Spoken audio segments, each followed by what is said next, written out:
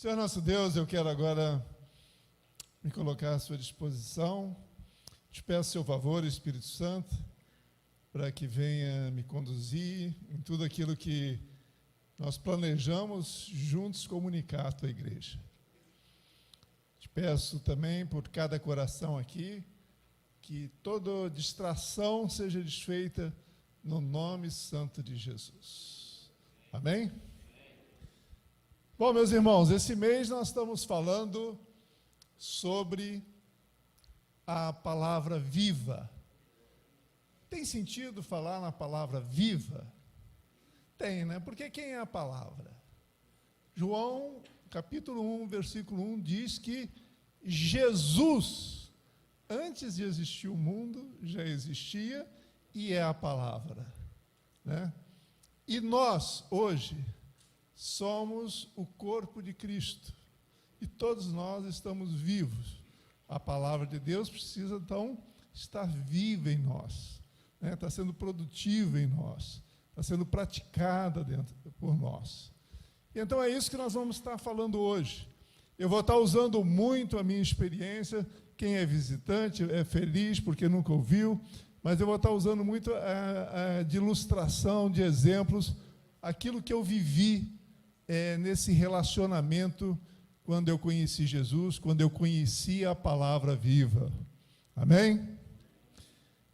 Então, eu queria começar com Hebreus, o pessoal da projeção já está atento, Hebreus capítulo 4, versículo 12, que diz assim: porque a palavra de Deus, ela é viva e eficaz, é mais penetrante do que qualquer espada de dois gumes, e penetra até o ponto de dividir a alma e espírito, juntas e medulas, e é apta para julgar os pensamentos e propósitos do coração.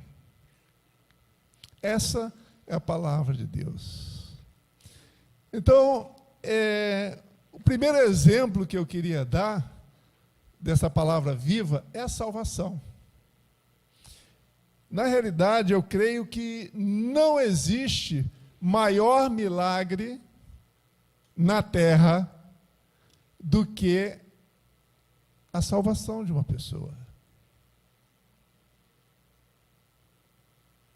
E como é que nós sabemos, como é que nós levamos a salvação, ou como é que uma pessoa pode ser salva? Pelo que está escrito na palavra de Deus. E o que está escrito na palavra de Deus? Marcos, por exemplo, Jesus falou em Marcos 16:16, quem crer e for batizado será salvo. A palavra, está escrito. E Paulo esclarece como você crê, né? Diz assim, Romanos 10:9, agora: se com tua boca confessares ao Senhor Jesus e em teu coração creres que Deus os ressuscitou dentre os mortos, será salvo. Mas é só isso que eu tenho que fazer? É só isso. Está escrito que é só isso.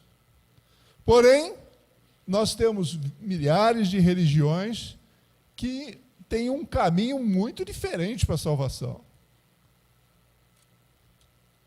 O próprio cristianismo chegou a um tempo em que você comprava com dinheiro a salvação, se desviando totalmente do que está escrito. Então é muito importante cada um de nós conhecermos a palavra. Lutero viveu essa realidade e outros no ano 1500. Por quê? Chegaram e falaram, peraí, gente, está escrito que você não pode comprar com dinheiro a salvação, não adianta você fazer obras, não adianta você dar o seu corpo para ser queimado que você não vai ser salvo. A salvação é pela fé, é crendo. Mas você precisa saber, você precisa ler, você precisa conhecer para poder crer na verdade. Você precisa conhecer a verdade. E conforme Romanos 5:20, Aí é que entra uma coisa mais incrível que o mundo não entende. Onde abundou o pecado, abunda a graça. E aqui eis o exemplo de você, primeiro exemplo que eu dou com a minha vida. Nós tínhamos um grupo de 10, na época morava em Ipanema, aquele grupo, etc., toda noite nas farras, etc. Eis aqui o cara que era o pior deles. E até hoje, o pessoal fala, como você, salvo, você da igreja, você agora é pastor, porque é impossível. Eu sei o que você fez, eu sei o que você fazia, o que você falava, como você pensava. Como pode isso acontecer? Porque isso é um milagre. E não existe outro milagre. Não existe outro milagre maior, na minha opinião, do que esse. Porque eu vivi esse milagre. Meus amigos olhavam para mim como se eu tivesse ficado maluco. Sabe que você vai no Pinel, aí você vê que os caras assim meio... Tal, você passa assim meio... não querendo chamar a atenção para o cara não vir falar com você. Mais ou menos isso. Então, meus irmãos... Na minha vida, eu confessei a Jesus, por uma fé que eu não tinha, foi me dada, como meu Senhor e Salvador, e imediatamente, não sei se um dia, 2 dias depois, eu tentei levar a vida que eu levava. Sentei numa mesa para beber, não consegui beber.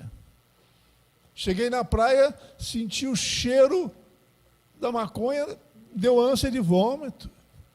E eu não sabia, milagre, meus irmãos, porque eu não tinha nem igreja, eu não tinha pastor. Só um irmãozinho, como todos vocês podem fazer no seu ambiente de trabalho, entre os seus amigos, falar, você quer aceitar Jesus? E vai vir um poder, uma fé, e aquele camarada, se ele falar, eu quero, vai acontecer isso. É um milagre. E cada um de nós pode fazer esse milagre. Perdão, Jesus faz o milagre, nós podemos levar essa palavra da salvação. Mudança no coração. Eu só pensava em mim. Família, nossa, família é despesa, família vai ocupar meu tempo. Eu passei a desejar ter uma família. Como? Mudar um coração de um dia para o outro. Mudança no vocabulário. De 10 palavras, 9 eram palavrões. E eu não conseguia mais falar nem nada. Nem cocô, eu já me incomodava. O cara falava isso, eu já... Puxa vida. Transformação total. Quantas... E eu ainda não tinha uma igreja, meus irmãos. Eu ainda não tinha uma igreja para congregar. Não tinha ainda um pastor para me orientar. Só trabalho do Espírito Santo na minha vida. Só que o Espírito Santo me impeliu, me empurrou para as Escrituras. Eu tinha um amor pelas Escrituras, eu adorava, eu estudava as Escrituras, como que eu já falei isso, como se eu fosse fazer uma prova para um grande concurso que eu ia ganhar muito dinheiro. Né? E isso está mais ou menos, eu não conhecia Tiago 1,25, vamos compartilhar Tiago 1,25. Que se, contudo, observarem atentamente a lei perfeita que os liberta, que tinha me libertado, perseverarem nela e a puserem em prática, sem esquecer o que ouviram, serão felizes no que fizerem. Meus irmãos, em 2 anos, eu, de chefe de seção, me tornei sócio de uma pequena empresa, da maior empresa japonesa chamada Skawajima. 2 anos aconteceu isso. Como eu tinha um plano, já era plano de Deus que eu me trabalhar, porque eu queria ir para o Japão tentar estudar as técnicas de gestão japonesas. Então já me botou junto, mas não me botou como um engenheiro, não, botou como CEO de uma empresa que eles estavam fundando. Realizou esse sonho, eu creio que dentro desses 2 anos, 1 ano e meio depois de convertido. De uma dívida, eu não tinha nada, meus irmãos. Trabalhava, tinha 32 anos, não, trabalhava já como engenheiro, já era chefe de seção numa multinacional, de um departamento, mas eu não tinha nada. A única coisa que eu tinha era um apartamento cuja dívida era maior do que o valor do apartamento. Em 2 anos, eu me tornei proprietário da cobertura do mesmo prédio sem um tostão de dívida. Isso é milagre? Agora, eu não tinha começado a dar o dízimo ainda. Não foi uma questão de troca, foi simplesmente uma questão de conhecer Deus. Não, perdão, nesses 2 anos eu já estava frequentando a Verbo. Eu já era dizimista. De um relacionamento que eu vim cheio de conflitos, problemas, e aí foi até uma quebra de paradigmas, porque as pessoas que oravam por mim, a pessoa que pregou o evangelho de uma igreja batista, e na igreja batista não existe a palavra separação.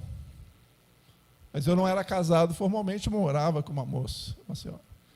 E Deus falou com essa igreja, quebrando um paradigma nessa igreja, que ele tinha outra pessoa para mim. Isso foi um escândalo. Escândalo para essa pessoa que também Deus me mostrou, né? E aí já foi uma outra fase das visões. Deus me mostrou quem seria minha esposa, como eu estou vendo vocês. E ela também veio de uma igreja batista e jamais poderia conceber de ela ser esposa de um homem que tinha morado com uma mulher por 4, 5 anos, que pela lei brasileira já é casado. Outro paradigma que teve que ser quebrado, viveu um conflito terrível, a dona Marilene. É verdade. Muito. Mas Deus foi assim trabalhando. Então, segundo, eu queria estudar, como eu falei para vocês, as técnicas japonesas, não tinha ido para o Japão ainda, eu queria entender o porquê do porquê, e eis que ao ler, já contei essa história, né, só vai ser boa para os visitantes, quando eu li João 12, 24, que fala do grão de trigo que tem que morrer para ele dar fruto. Cara, eu falei, entendi a vida. O Espírito Santo me revelou, porque não adiantava eu ler, porque quando eu li sem a revelação do Espírito Santo, eu falei, não entendo. Mas aí o Espírito Santo me deu a revelação, que é necessário ao homem morrer para o seu egocentrismo, para que ele possa viver, prosperar, frutificar. Não há vida se nós não morrermos para o nosso egoísmo. Nós ficaremos isolados, como era a minha vida antes de Cristo. Tinha amigos de cachaça, mas não uma família como vocês.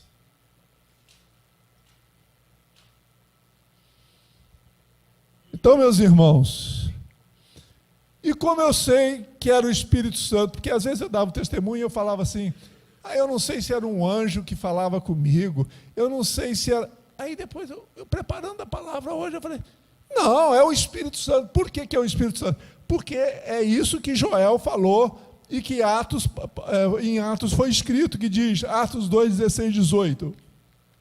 Atos 2, 16, 18.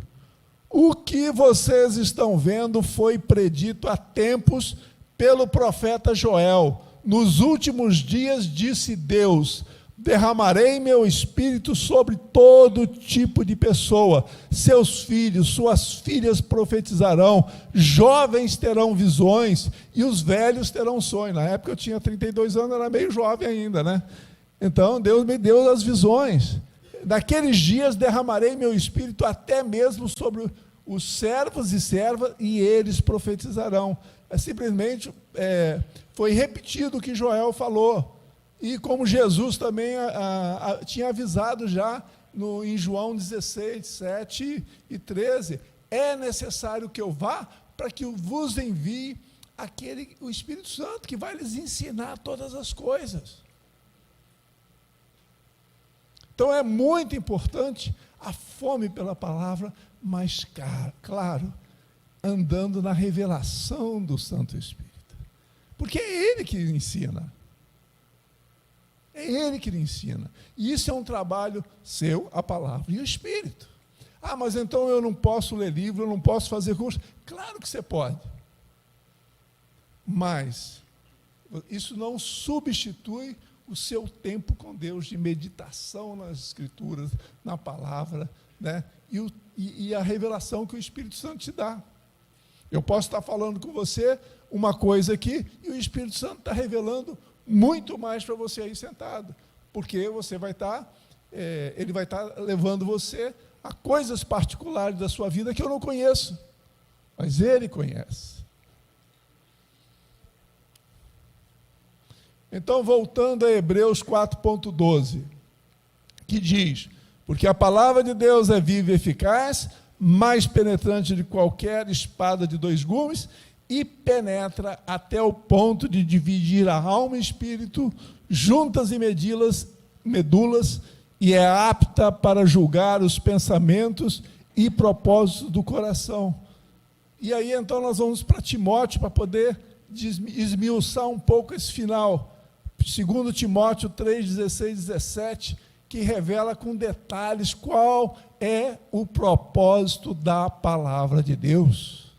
Olha o que diz: toda a Escritura, e veja bem, nessa época, ele está falando dos livros que já existiam, que é até Malaquias, quer dizer, não existia ainda as cartas de Paulo, nem os evangelhos de Jesus, né? Então, quando Paulo escreve a Timóteo, ele fala: toda a Escritura, antes, né, de ser publicada o Novo Testamento, toda a Escritura é inspirada por Deus e útil para nos ensinar o que é verdadeiro e para nos fazer perceber o que não está em ordem em nossa vida.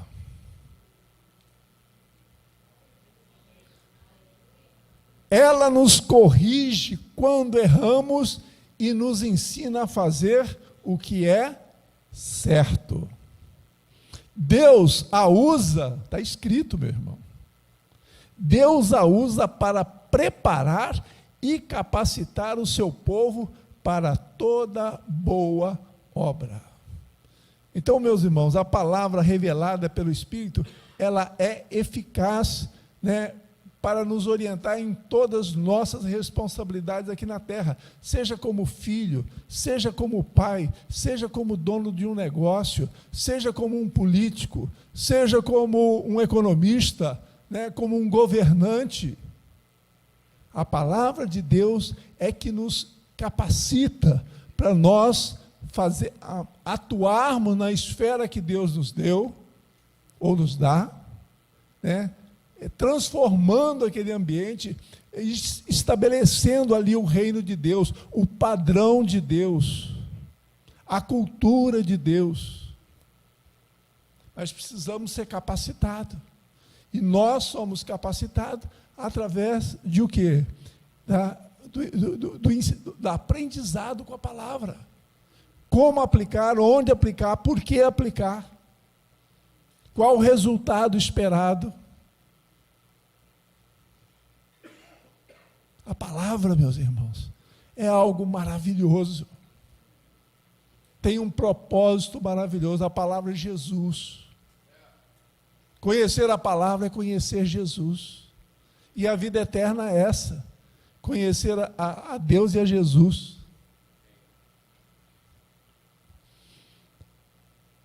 E eu não entendia, por exemplo, eu não teria entendido, como eu falei, João 12, 24, sem a ajuda do Espírito Santo. E conforme João 12, 2, Romanos 12, 2, né, que diz, não se amoldem, vejam que todas as escrituras direcionam, apontam para a mesma questão, não se amoldem ao padrão deste mundo, mas transformem-se pela renovação da sua mente, para que sejam capazes de experimentar e comprovar a boa e agradável e perfeita vontade de Deus. Ora, quando eu renovo a minha mente, ali nasce um novo homem, que pensa novo e que age novo. Há uma diferença, né, do novo homem e do velho homem. O velho homem pode estar na igreja há 30 anos, mas ele conhece, mas continua agindo velho. E por quê? Né? O novo homem, né, ele é guiado pelo Espírito Santo, ele é liberto, né, dos traumas, abusos que sofreu, ele torna-se apto a amar o amor ágape, aquele amor sem interesse, não é a paixão, né? Ele se autogoverna, ele tem domínio sobre o seu sentimento, as suas emoções, ele não vive prisioneiro do seu passado, e nem angustiado pelo seu futuro, ansioso pelo que vai acontecer, né? Ele se torna um cristão estratégico, aonde ele está, dentro da sua casa, no seu local de trabalho. Ele não precisa ir necessariamente para a Suécia para fazer a obra de Deus. Ele faz a obra de Deus aonde ele está, na escola, na sua sala de aula. Ele é estratégico, ele entende a circunstância, ele fica observando as oportunidades. Pode ser que seja orar por uma pessoa, como o Rodrigo falou aqui, que se machucou. Eu tive essa experiência numa fábrica. Chegou lá um chefe do gerente de qualidade lá na minha sala, mancando, mas falou, estou com uma inflamação aqui. Aí o Espírito falou, ora por ele. Eu levei ele numa sala, tranquei a porta, o cara deve ter ficado assustado, falou, pô, esse cara vai fazer o que comigo, né? Tranquei a porta e eu declarei em nome de Jesus, toda inflamação saia desse joelho agora. Era uma inflamação, não era uma torção. Inflamação você tem que tomar anti-inflamatório meses, semanas. Meus irmãos, ele sentiu algo na perna dele, e o que ele fez? Com aquela perna que ele mal conseguia andar, ele subiu numa carteira, porque era uma sala de treinamento, então tinha aquelas carteiras que você escrevia assim, você escreve assim, né? Ele subiu com aquela perna, e ele deu um grito, soltou um palavrão. O que foi isso? Eu falei, foi o poder de Deus. E aí, ele não chegou a chegar aqui na igreja, por quê? Porque ele foi demitido. Olha só o destino. E o dono da empresa ainda me pediu para assumir mais a função dele naquela empresa. Mas ele foi para Campinas, que ele era de Campinas, e eu tenho certeza que ali ele procurou uma igreja, porque ele experimentou a palavra viva, a palavra que cura, que liberta, que salva, a palavra que transforma vidas. As pessoas precisam experimentar a palavra viva, precisam conhecer a Jesus. Jesus, em Mateus 13, 22, entretanto, ele revela que nem todos vão conseguir ser um homem novo. E ele fala por quê? Ele diz, e o que foi semeado entre espinhos é o que ouve a palavra.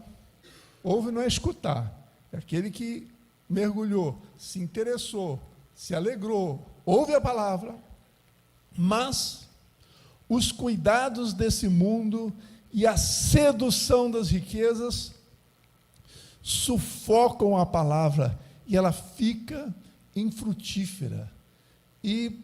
Ou seja, por não perseverarem nela, não agarrarem ela, conforme nós lemos em Tiago 1,25. Então, eles conhecem, mas eles não conseguem agir novo, eles agem velho. Continuam egocêntricos dentro da igreja, né? Os hábitos e desejos do coração impedem que eles abram mão para servir ao Senhor naquilo que o Senhor os está direcionando. Não há mudança de coração. Vivem angustiados e depressivos dentro da igreja. Por não experimentarem as promessas contidas na palavra, passado alguns anos, eles abortam a fé. Não, isso não é para mim, estou cansado. E realmente não tem sentido. Você ficar indo 20, 30 anos, vir aqui, sentar aqui em qualquer reunião de igreja, ouvir a palavra e a vida não mudar, ficar a mesma coisa. Caso muito sério isso, meu Deus.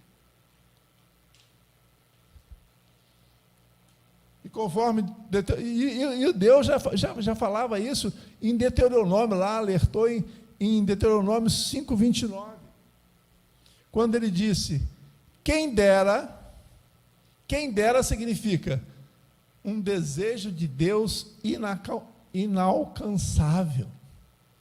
Ele já sabia que para muitos seria inalcançável. Quem dera eles tivessem sempre no coração essa disposição, esse ânimo para temer-me e para obedecer a todos os meus mandamentos. Assim, tudo iria bem com eles e com seus descendentes para sempre.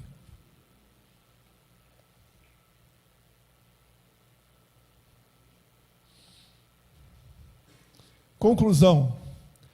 A palavra viva é a palavra revelada pelo Espírito Santo, que praticada produz, experimentamos, primeiro, a liberdade, ela mudança de um coração, do modo de pensar, do modo de agir, resulta em prosperidade,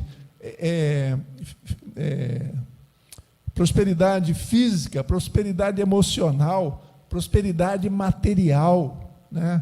Nos capacita a sermos agentes de transformação aonde Deus nos coloca.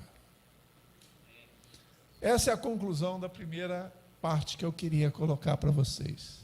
A palavra viva, Jesus, é algo que nós precisamos conhecer e obedecer. Jesus, a palavra viva.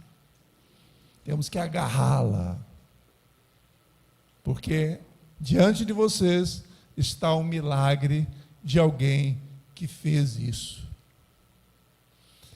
Mas, depois de você ser o homem novo, você entra num descanso. E aí você começa, às vezes, a questionar Deus. Eu estava vendo um filme de um evangelista, de uma igreja de 6.000 membros, talvez alguns de vocês já viram. E esse evangelista estava lá com o neném dele no colo, TV ligada, e ele vê uma cena de crianças definhando, morrendo na África. E ele vê aquilo, e ele fala: meu Deus, como pode isso? Nós precisamos salvá-las. E aí Deus fala: uau! E aí, o que vocês vão fazer? Precisamos salvá-las. Falei: então, o que você vai fazer? Bota seu bebezinho, desliga a TV, bota seu bebê lá no berço, pega o primeiro avião e vai para a África. Mas, Senhor, eu não posso fazer isso. Eu já te sirvo há 40 anos. Eu não posso salvar o mundo. E aí Deus fala: isso mesmo.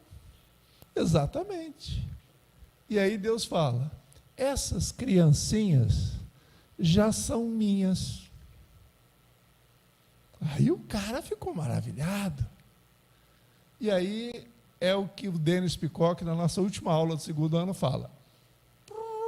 O juiz apita o início do jogo. É quando você diz que entendeu. O que ele fez? Domingo, sermão, igreja cheia, 6.000 camaradas ali sentados. Ele vai contar a experiência que ele teve com Deus, onde Deus diz para ele que aquelas crianças já estavam salvas, que não precisava ninguém pregar para elas. Bom, durante a reunião já começou a revolta, alguns já saíram, e quando terminou a reunião, toda a liderança ali, a equipe dele, você tem que se retratar. Próxima reunião, você precisa se retratar. Olha o que você fez, o que você falou. Você falou que o que está escrito na Bíblia, que aquilo que a gente leu aqui, que só é salvo quem confessar a Jesus como seu Senhor, quem crer e confessar. Você está dizendo que isso aí já não existe mais? Não, eu estou falando o que Deus me falou. E aí eu pensei, vendo o filme, eu acho que eu teria saído da igreja também. O cara está falando que para ser salvo não precisa aceitar Jesus. Aí eu falei, deixa eu rever esse filme. Aí eu revi a parte. E o que Jesus falou para ele é que essas criancinhas já são minhas. Essas criancinhas. Então, ele levou aquele pregador a um outro nível de profundidade, que nem sempre nós conseguimos entender com a nossa mente, que está acima do que está literalmente escrito. E talvez todas as pessoas que não tiveram a oportunidade, Deus vai tratá-las de forma diferente. Mas o resultado foi que em 2 semanas, de 6.000 e poucos membros, ele tinha 200 membros. Perdeu 6.000 membros. Então, meus irmãos, é muito legal nós queremos ir numa... e claro, ele não se retratou, porque ele tinha ouvido de Deus. Como é que ele ia desfazer o que Deus falou para ele?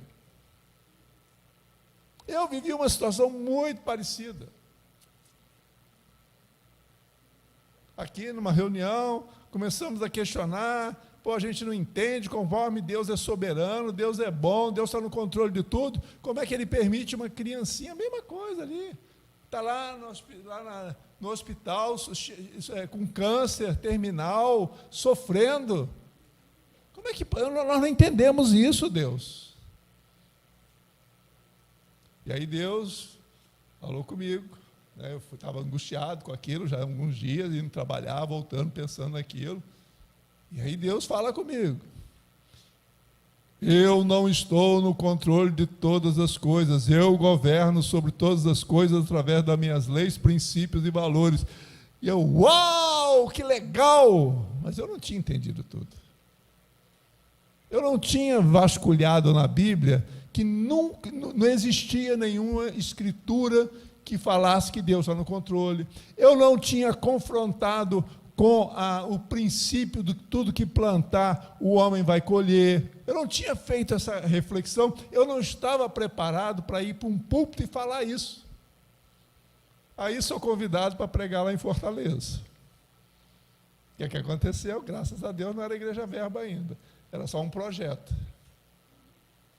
Falo isso. Feliz da vida, achando que eu estava abafando, que eu estava dando uma... Meu irmão, mesma coisa, a liderança veio em cima de mim. Sérgio, o que você falou, cara, que é isso? Como Deus não está no controle de tudo? Falei, mas Deus falou comigo. Falei, sim, mas eu não estava preparado. Então, meus irmãos, também para nós, Deus pode nos levar para níveis de revelação muito maiores, mas a gente precisa saber, primeiro, estarmos preparados com entendimento maior para entrar no jogo, porque o inimigo o tempo todo, ele vai vir em cima de você, mostrar que você está errado, que você é maluco, que é uma heresia. Então a palavra viva, ela é eficaz. E Deus quer nos dar maior nível de revelação, cada vez maior, para que a gente tenha, assim, cada vez mais conhecimento dele. E ele só revelou nas Escrituras uma parte, porque Jesus falou que se eu revelar mais, vocês vão ficar doidos. Só estou revelando um pouco. Vocês não vão suportar. Como a maioria não suportou o que aquele pastor lá, evangelista, falou para a sua igreja. Como demorou anos para mim entender e para as pessoas suportarem o que Deus tinha falado para mim. Que controle é um tipo de governo e não é o governo de Deus. O governo de Deus é descentralizado. Nós somos filhos, não somos empregados. E filho tem autonomia para criar, nós somos feitos à imagem e semelhança de Deus. Então hoje, meus irmãos, eu quero deixar para vocês uma paixão pela palavra, para conhecer a Jesus, para conhecer a Deus com mais profundidade.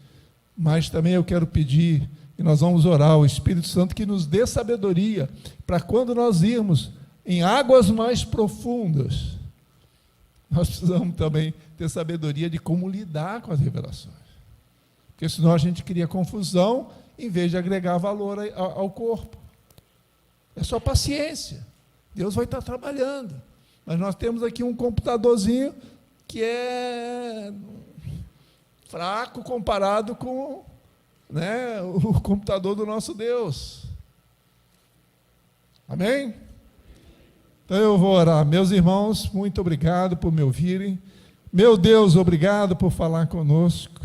E eu te peço, Espírito Santo, esse favor de nos levar a conhecer a Jesus, a sua palavra, a palavra de Deus, de uma forma que nós possamos comprovar a sua eficácia, nos dá perseverança, Senhor, para que nós possamos ser produtivos, experimentarmos o quanto o Senhor é bom, o quanto o Senhor é perfeito e o quanto o Senhor nos ama pela obediência àquilo que o Senhor nos orienta, Pai. Senhor, dai-nos um coração obediente, dai-nos, liberta-nos, Senhor, de todo egocentrismo, Pai, de toda uma vida centrada em nós. Ajuda-nos, ó Pai, ajuda-nos, Senhor, a te conhecer verdadeiramente, mais e mais. Muito obrigado. Assim os abençoo, no nome santo de Jesus. Amém.